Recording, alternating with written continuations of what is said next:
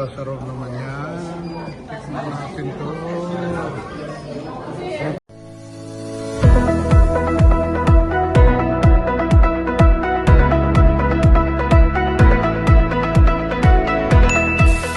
Balik na naman tayo dito sa restaurant na paborito natin. Japanese restaurant. Dito sa may Alsay. Mugiya.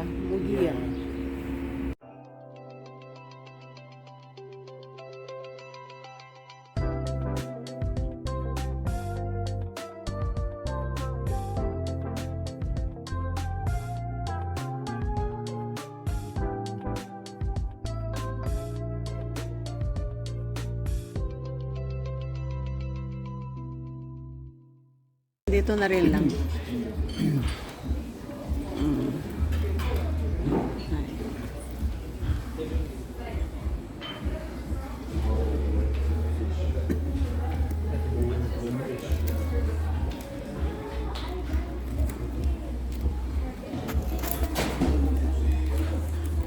Ng tempura, katsu,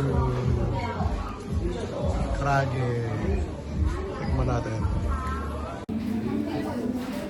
Tikman natin tong katsu. Wow. Sarap ha.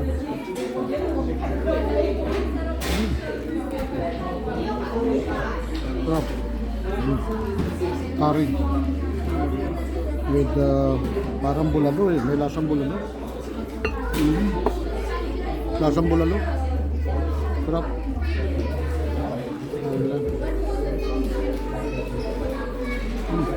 Parang na mga kapitbahay. Ano kaya ito?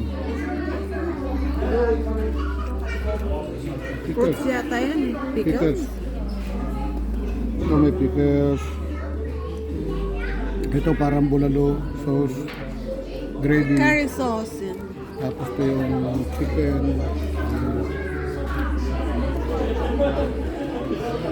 Anong lasa? Masarap ba? Masarap. Kumakain ka ng fried chicken tapos may bulalo sauce. Oh, sarap. Para curry naging bulalo.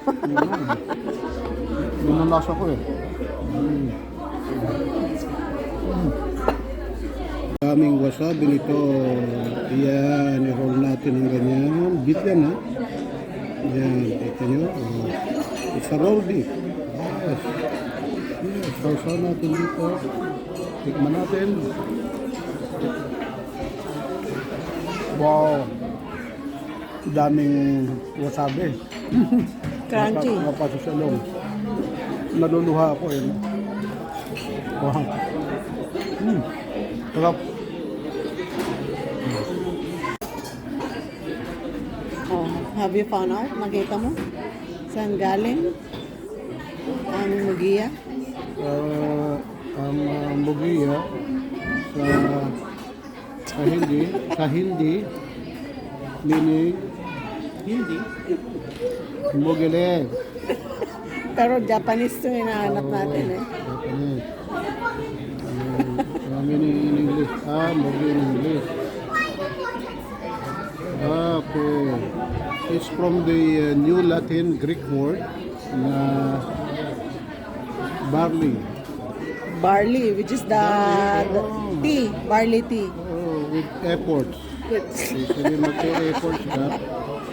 Oh, pwede rin yung sa labor ng Latvian, Smugs, border sound. Layo na napuntahan eh. Japan yung kinakasar. Japanese restaurant tayo. Ang English niya. So, hindi siya Japan. Ang galing siya sa Latin, from Greek word, mogis. Kaya nakikinig nyo, kaya naging mogiya. Ito yung mga in-order natin.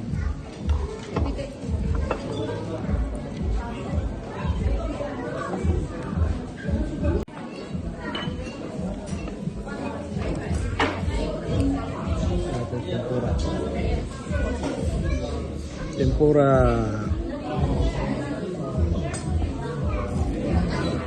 Yan. Yummy.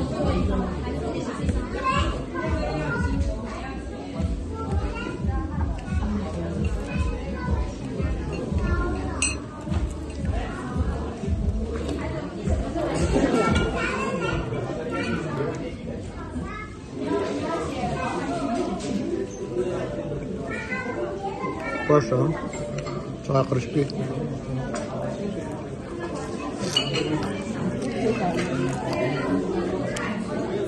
Ito ang ating ano, tawag dito? Chicken cuts. Chicken katsu. Natin ang chicken katsu.